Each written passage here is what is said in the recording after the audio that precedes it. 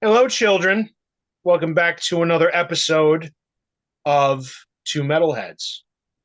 Today, we are going to be opening some Megametal cards. How do you feel about that? Because I feel good about it. I love these videos. Bright light. Megametal 1991 Impel brand, same company that made, I believe they did football cards and they did Marvel and DC cards. Hmm. I had the Marvel cards. I probably still have mine in the attic. Should get them out. I could bust Bon them. Jovi, Skid Row, Iron Maiden, Slaughter, Judas Priest, Robert Plant, LA Guns, Billy Squire, and many more. There's also Dio and King Diamond in here. We've got So a let's lot of Billy Squires. we have gotten a lot of fucking Billy Squires. So let's open these bitches up. Look at that. Look at that. Look at that. That one opened easy. Trading card goodness. Hoping for a Dio. Ooh. You want to What go you got? first? Okay, I'll go first. We've probably seen this one before. Nuclear assault. John. Nuclear assault. That is John Connolly, correct? Yes. There you go. Uh, there's really nothing on the back of this. Just a bunch of their albums. Classic thrash. Yep. That's funny. We just did an episode about Judas Priest, and here is the mighty Rob Halford. Yes. Priest's newest album, Painkiller. Wow, that takes you back, huh? Is what Rob Halford defines as the antidote to annihilation. According to Halford, the band never planned to set the standard for neck throttling sound. We've never looked into another musical area and tried to do it, he says. We just do it the way that's best for us. Hard, heavy, cutting metal seems to fit the bill. At the same time, heavy metal is a very positive force. There you go.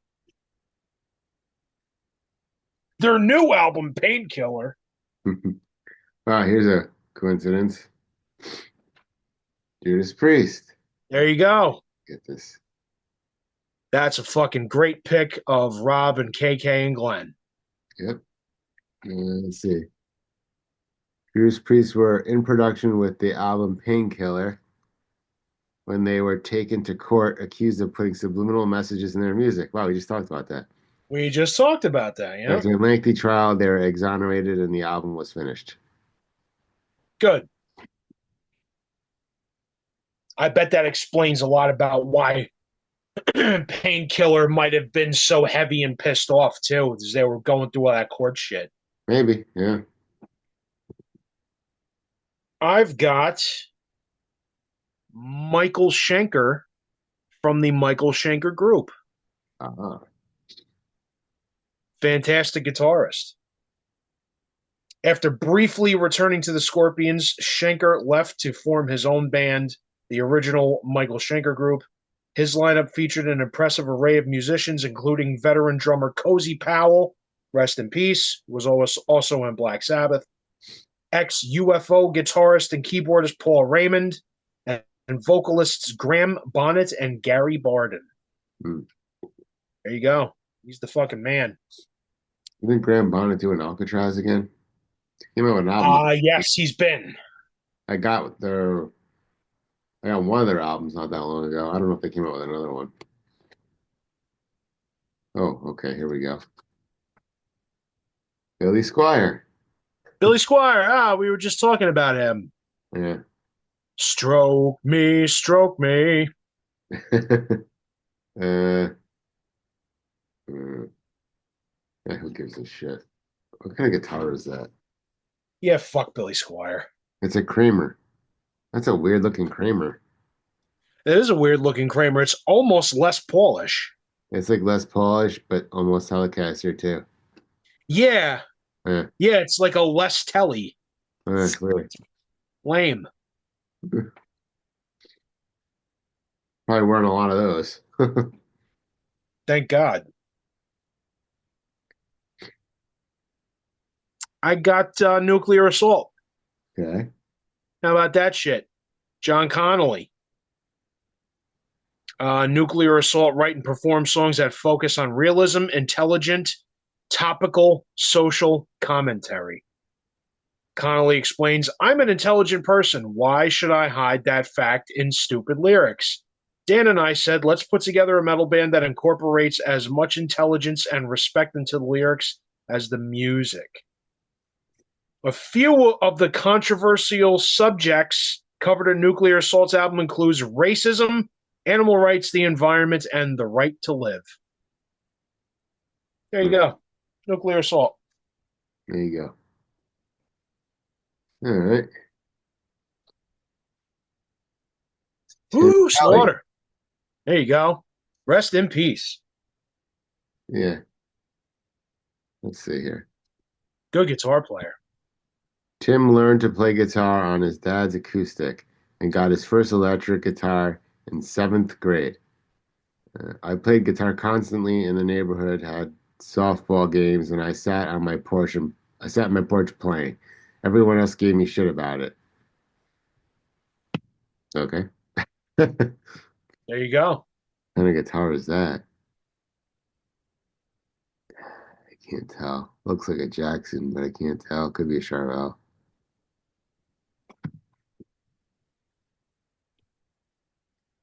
Always curious. Here's a cool one. Iron fucking Maiden. So Somewhere in it's a time. layout of the album Somewhere in Time. Yep.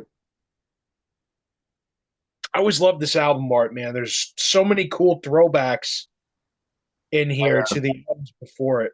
We went over that once, I think. Oh yeah, that's right. Yeah, Yeah. we did. Yeah. Yeah, good shit. Great album, great art. Of course, because it's Iron Maiden. They set the standard for that stuff. Yeah. Can still hear the dog snoring.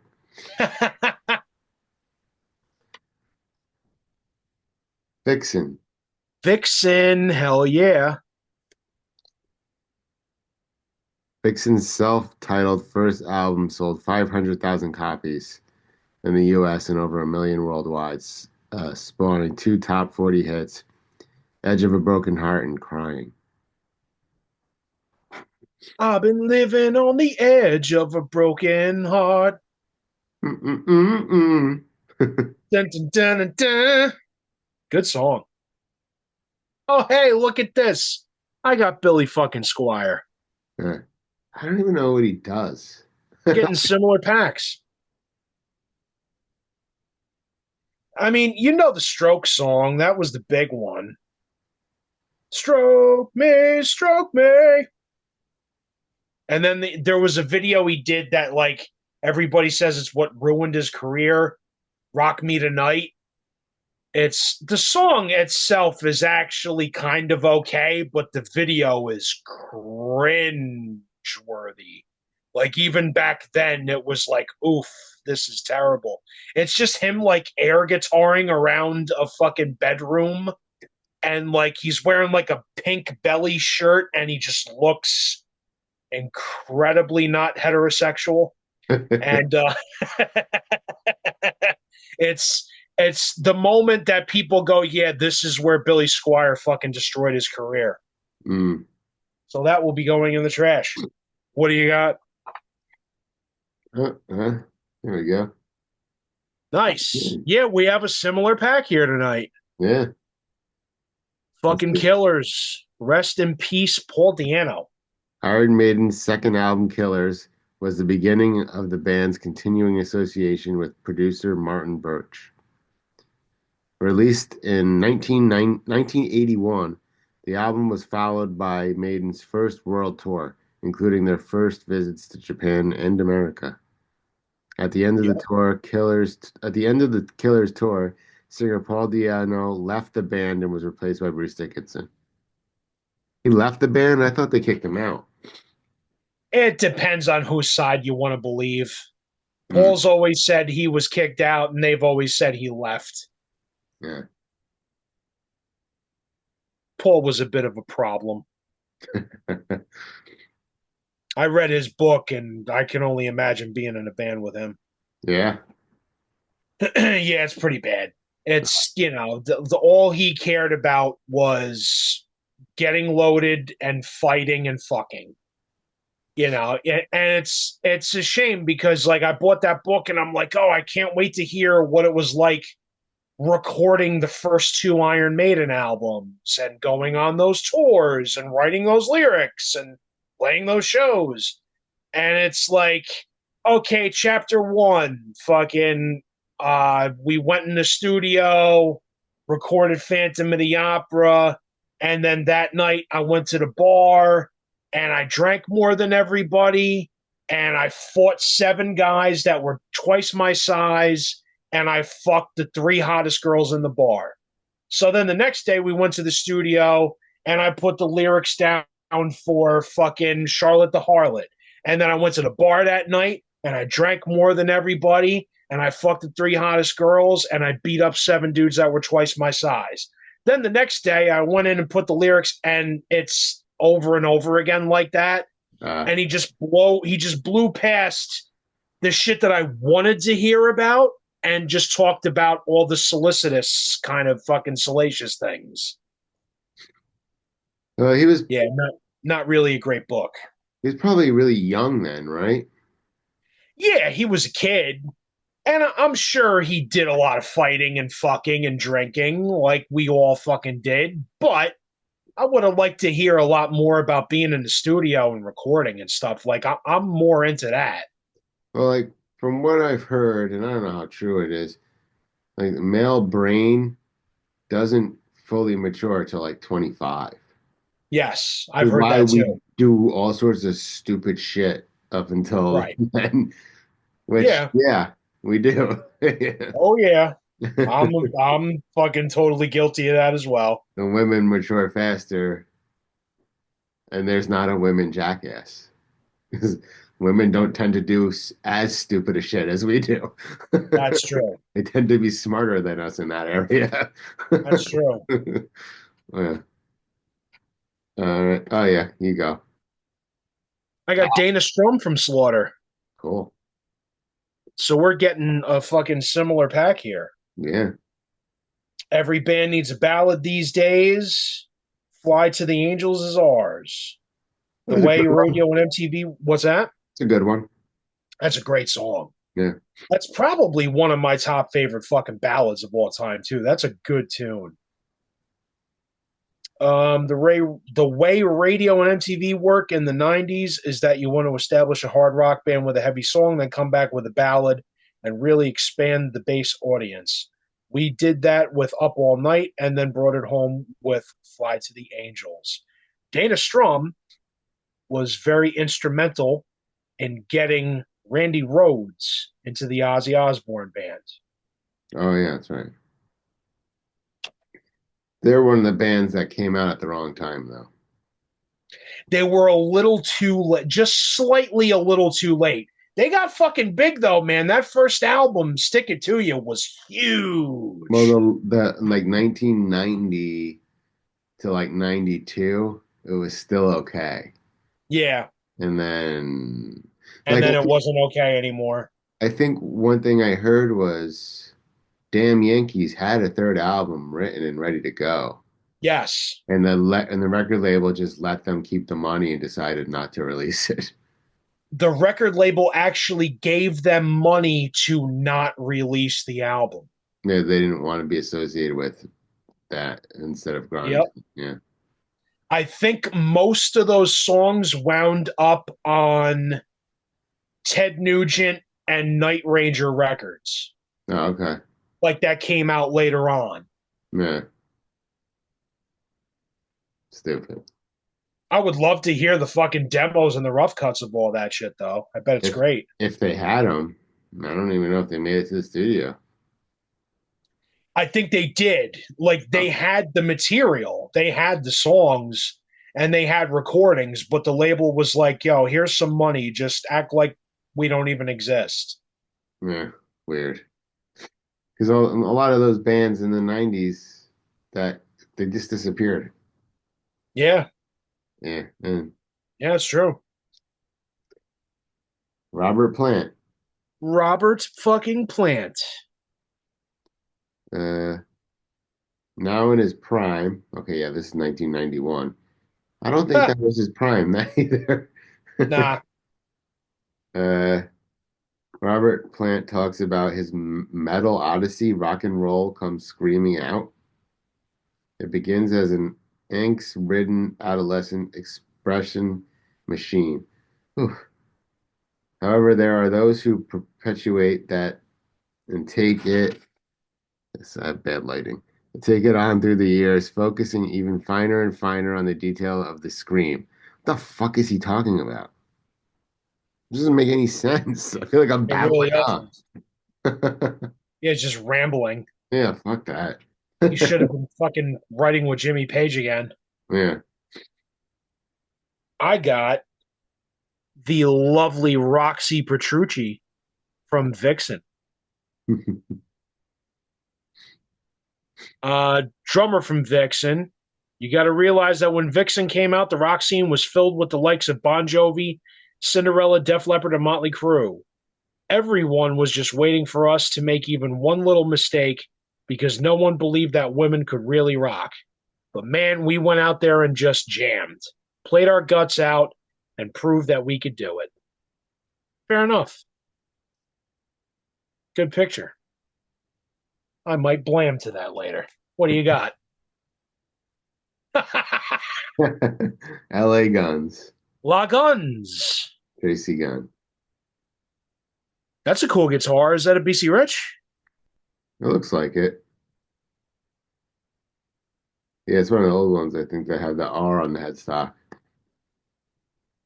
And Uh, it's standard for Rich. yes, a certain kind of rich. Tracy Guns is of Russian Polish descent and was born in Hollywood, California. How many strikes does he have against him? Tracy's tattoos include his name on. Who gives a shit? This has nothing to do. It's like, oh, Tracy has these tattoos. Yeah. Tracy was Does he born. have one on his cock? When it comes to women, Tracy says he values patience. His Does he? his favorite foods are pasta and avocados. Who, Good for him. this has nothing to do with LA Guns. Yeah, not at all. That's I don't care what fucking his terrible favorite foods are. factoids. I'm gonna write to Megametal and tell them they suck. Pasta and avocados. Who gives a shit? Yeah, exactly. What a terrible meal. Pasta and avocados. Ugh. I'd rather eat fucking Iron Maiden. Got another one. Yeah. No Looks, prayer for the dying. looks like Mr. Roboto robot. Domo arigato, Mr. Roboto. Domo. No Prayer for the Dying is Maiden's newest release and features, again, production engineering mixing genius of Martin Birch. Look for new tracks like Public Enema, The Assassin, Holy Smoke, and No Prayer for the Dying. Billed as music that grabs you by the throat. Ha ha, cause get it? Because the picture he's grabbing him by the throat. The No Prayer Tour features Eddie as a revolutionary soldier, as the Grim Reaper, coming out of a crypt and clutching a two-tongued, winged head creature. Okay? If you were there, I guess you saw that then. Yeah. I wasn't there. I was fucking 9. 9! Okay. Skid Row. Rachel Bolin. What's up, girl name? Rachel Boland's current list of favorite bands includes Ezzo, Faster Pussycat, Dead Kennedys, and AC/DC. His favorite Skids video is Piece of Me, then Youth. Oh, I guess he's gone wild. Yes. He owns around a dozen bass guitars. That's it? I have more Yeah. guitars than that, and I'm a nobody. Yeah, he might be just one of those dudes that like has a couple that he really likes and There you doesn't need an go. army of them. Influences on his career include Gene Simmons, Steve Harris, Tom Hamilton, Dennis Dunaway, and Paul McCartney. That's all pretty cool. You know what I saw? Oh, it's kind of a new episode, I guess. The Family Guy, there was like this thing, and it was like, oh, it's one of those episodes of Murder She Wrote with Paul McCartney, and then he came out and he's dressed just like Angela Lansbury, and it's like, and he looks like an old lady, and they're like, we can't figure out if they're both old ladies or.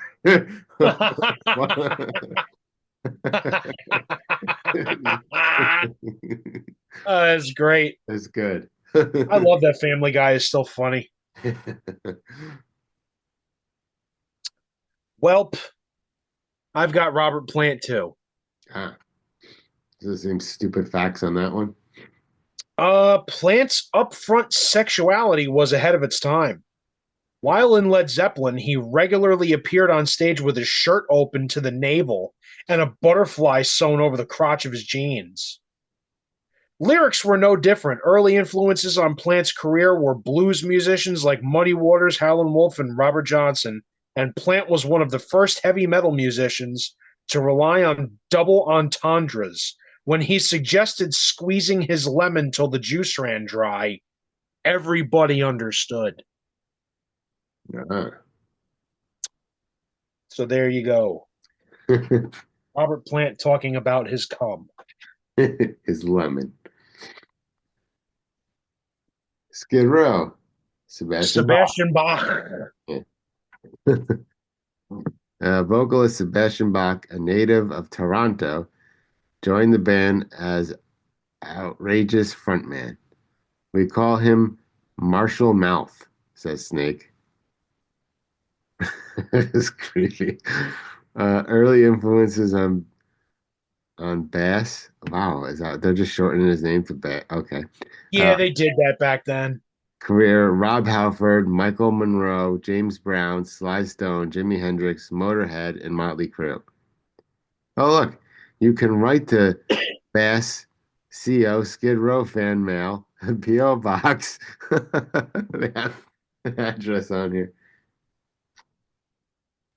Probably I not good. wonder how many people wrote to that. Yeah. Doesn't he live in Jersey now? I think he lives in Canada. Oh, I thought he lived in Jersey. Think he lives in Canada. Well, Skid Row are based out of New Jersey. But I think Sebastian lives in Canada, Okay. which is funny because he bitches about American politics all the time and lives in a different fucking country. LA Guns, Phil Lewis. Phil Lewis was in the bands Torme and Girl prior to joining LA Guns. The band Girl also featured Phil Collen from Def Leppard. Early influences on his style were the Beatles, Stones, Gary Holton, and Alex Harvey.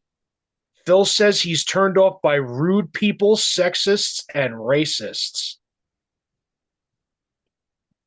Is he British? Yes, he is. Ah. And is turned on by manners and cleanliness. Man? What? Manners and cleanliness. Huh. He looks for sensuality, class, intelligence, and depth in women. Give it. Sushi, mangoes, papayas, and star fruit are his favorite foods.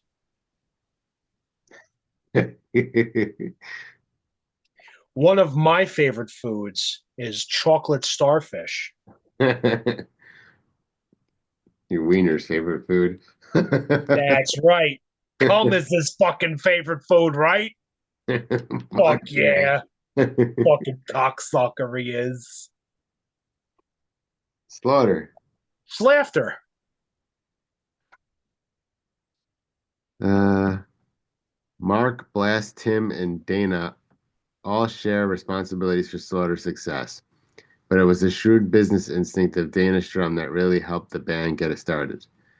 It was his idea to plaster Slaughter flyers around town a week before they play a gig. Only a week?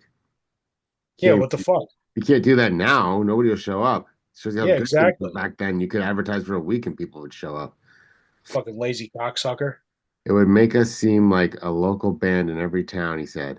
Strum still sets the band's playlist and spins the dials on their studio console when they're trying out a new tune. Yeah, okay. I got Dave the Snake Sabo from Skid Row.